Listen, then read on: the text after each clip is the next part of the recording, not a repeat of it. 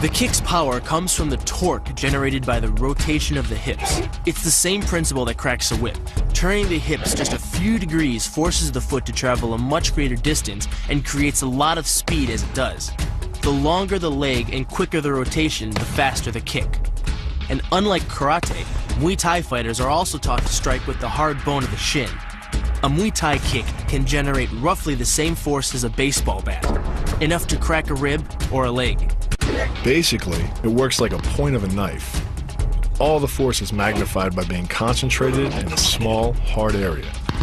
Even if the elbow doesn't deliver a knockout, it will almost always leave a nasty cut and often end the fight. It's not the arms, but the legs that drive our fists. Like a piston, the explosive power of the legs is capable of generating hundreds of pounds of force, all to a very vulnerable area, the soft underside of the opponent's jaw. Like the Hanuman move, the flying knee relies on the explosive power of the legs. But rather than spread the power of our blow over two fists, it concentrates it into the spear point of the knee and combines it with the force of gravity. It's the equivalent of hitting our opponent in the chest with a sledgehammer. The hyperextension of the elbow, created by pulling back on the locked arm, virtually ensures that he will be taken down. The knee strike to the wrist dislodges the knife and further loads the elbow and shoulder. The technique can easily result in damage to the elbow joint, the tendons of the rotator cuff, or even a broken arm.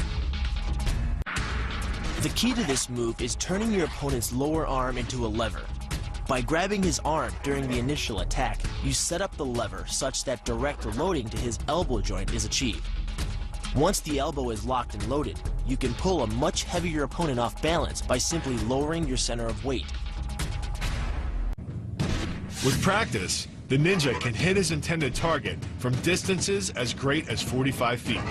At impact, that's more powerful than a Major League Baseball pitch.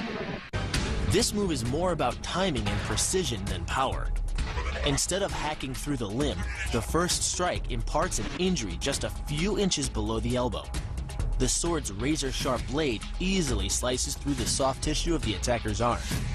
This opens up his defense and provides the ninja a clean opportunity to deliver the kill stroke, a powerful shot to the top of his head. The move works by using your opponent's own body weight against him. The first strike can land at speeds greater than 20 miles per hour and can stun your opponent with the same injury-producing energy as dropping a bowling ball from over 11 feet onto his torso. By using his arm as a lever in conjunction with the leg sweep, you drive your opponent to the ground. Once he is on the ground, you follow up with a devastating strike to his face. The secret to the move is wrist control. By rotating your opponent's wrist to the maximum extent of its range of motion, the bones of the wrist lock against the bones of the forearm and make it impossible to bring the strong muscles of the upper arm to bear. Then, you can pull your opponent off balance and into a potent knee strike.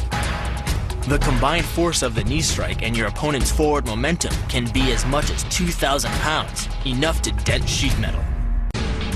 The effectiveness of the Pola Kaimao lies not in raw power, but in speed. By relying on your triceps to snap the strikes forward over the elbow, 3 blows can hit in 7/10 of a second. The final impact of the strike to your opponent's face can deliver as much as 175 watts of power, more than enough power to stun him or crush the cartilage of his nose.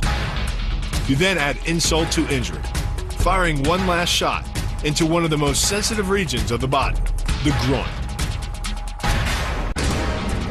Pulling off the move relies on 2 factors. The first is to combine the block and the strike into a single action. This reduces the time your opponent has to respond to just 10ths of a second. But the real focus is to aim your strike at the throat. Because as little as 76 pounds of force can collapse the larynx, the strike doesn't need to deliver a lot of force to be deadly. One blow like this and the fight is over.